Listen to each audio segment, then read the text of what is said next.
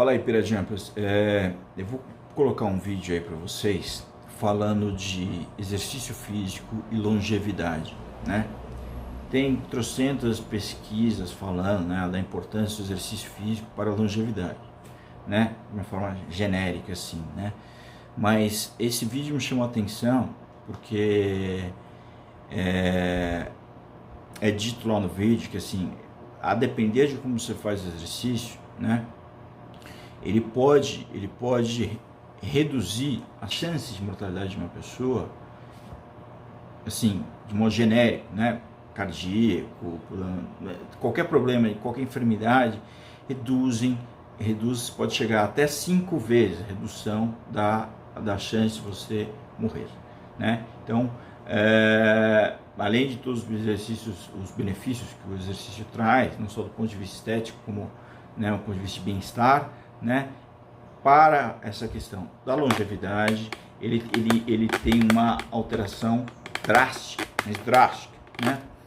Agora, o que ele faz? Bom, primeira coisa, esse vídeo, ele é um vídeo, uma entrevista do Joe Rogan, que é um entrevistador famoso aí, com o Peter Attia. É um trecho da entrevista, se vocês quiserem ver o resto da entrevista, tá lá no Spotify, tá em inglês, tá? Eu pus o subtítulo aí, o subtítulo, mas o subtítulo tá em inglês também. Basicamente, em resumir aqui o que ele falou, o Peter Attia, aliás, o Peter Attia, ele é um médico, né? Ele foi antes de ser médico, ele fez matemática, então é um cara que ele está acostumado a lidar com dados, né, com estatísticas e tal, cara, né?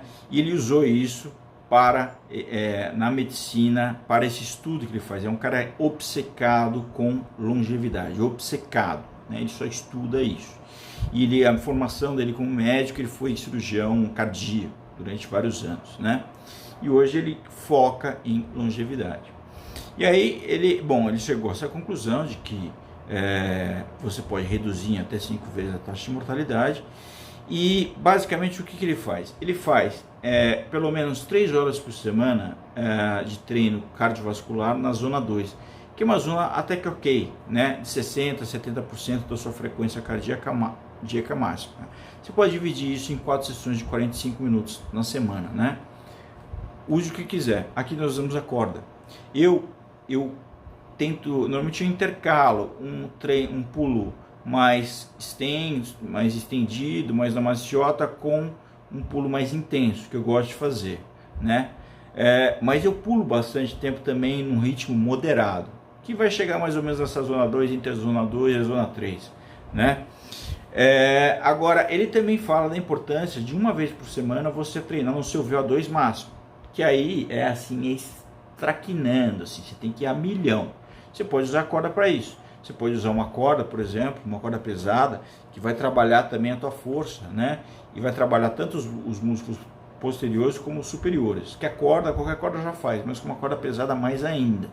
Se você pegar uma corda pesada e ir a milhão com ela, você vai atingir rapidamente esse seu VO2 máximo, que ele fala para você treinar uma vez por semana. Mas assim, é milhão. Ali no máximo da tua frequência cardíaca, uma vez por semana, pelo menos. Eu costumo fazer, na verdade, assim, eu faço, não chega a ser VO2 máximo, mas eu faço umas 2 vezes por semana. Eu faço esse treino, um treino mais intervalado, mais intenso. E assim, eu vou jogando no meu treino na maciota, eu vou jogando sempre intensidade. Eu gosto de fazer isso, acho bom, mas não é o tempo todo assim. Outra coisa é que ele fala também 4 vezes por semana treino de força.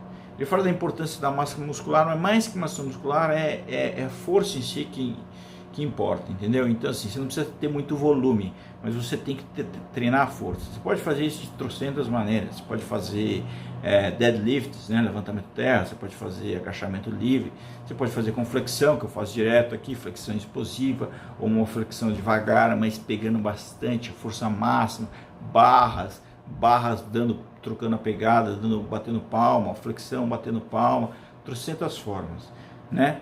Então, basicamente é isso aí. Os dados são assim espantosos. O quanto você pode reduzir a chance de mortalidade fazendo exercício com frequência desse jeito, né? Então, façam sempre alguma coisa, se mexam. né? E misturem esse exercício um pouco mais ameno, de 45 minutos, não passem muito de 45 minutos, tá? Acho que está mais que bom, né? E aí, de vez em quando, vocês dão uma turbinada violenta, uma vez, eu diria 2 vezes, mas ok. Vejam o vídeo aí. The Joe Rogan Experience. I think exercise is the single most important longevity drug we have, bar none. Like if you said like, I want to go deep down the rabbit hole of living longer, what do I need to do? It's like a super well-crafted exercise program that is geared towards strength, muscle mass, and cardiorespiratory fitness. So it's all of the above. It's not just one. Right. So I mean, the hazard ratios for each of these are pretty interesting. This has become like, each year I try to bring one new focus into our practice, and the past 12 months, the focus has been entirely around taking exercise to a new level in terms of our understanding of how to fine-tune it.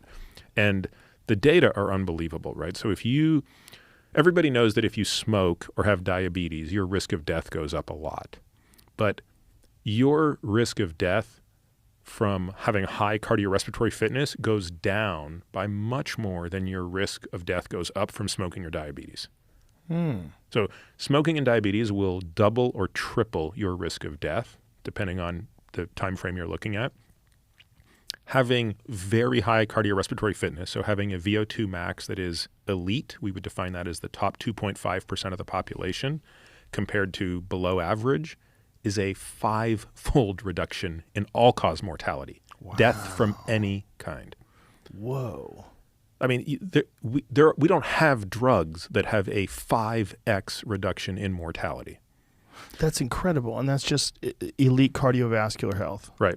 And then when you layer in strength and muscle mass, we actually now have pretty good data as to the fact that strength is more important than muscle mass. We just use muscle mass as a good proxy for strength, but if you just focus on strength, that's the metric that matters. It's about a 3-fold reduction in all-cause mortality when you compare high strength to low strength.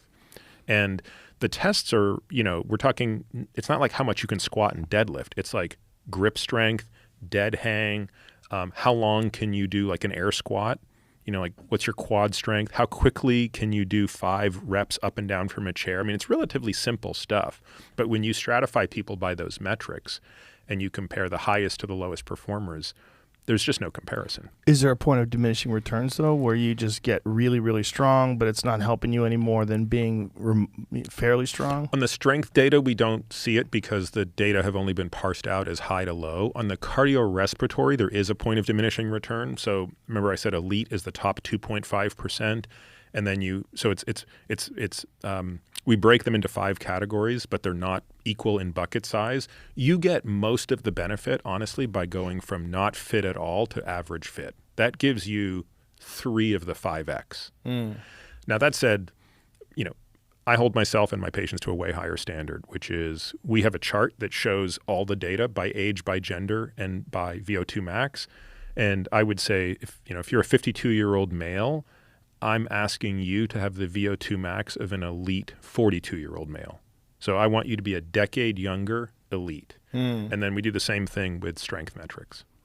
And when you prescribe that, like say if you take a 52-year-old male that doesn't have a history of cardiovascular activity, maybe they, lightly work out at the gym or something like that, what particular exercises do you think are the best to achieve that result? So we start with a base of zone 2. So this zone 2 is that lactate thing I was talking about. So your zone 2 is defined as the highest level of aerobic output that you can generate while keeping lactate below 2 millimole.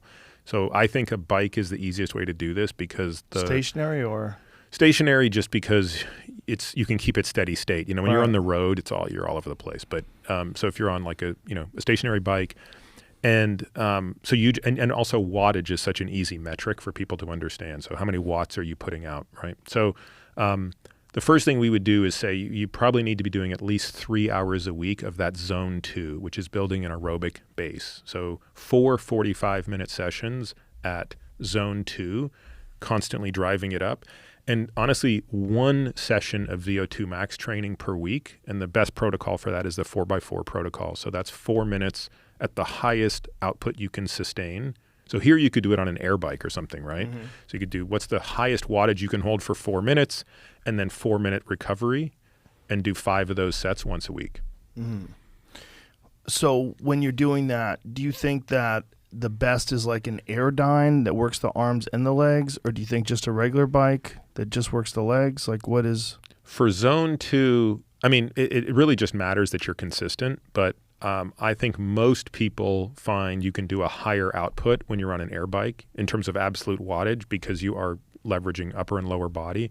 It really doesn't matter that much. I mean, you can do this on a treadmill, you can do this on a stair climber, you can do this on any kind of cardiovascular activity, but you need 45 minutes 4 times a week. That seems to be the minimum effective dose on zone 2. Now, if someone's super deconditioned, it can probably be 3 30-minute sessions to start, and they'll see benefit.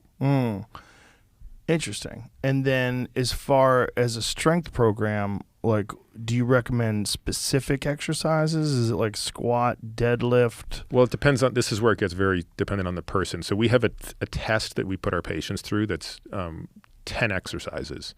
And they're all basically normalized to your body weight and gender. So like a dead hang. So how long can you hang from a bar dead? So for how long should you be able to hold? Well, we hold males to the standard of 2 minutes. And that's a long time. Yeah, and females to 1.5 minutes at the age of 40. So then it gets discounted by decade. Watch the entire episode for free only on Spotify.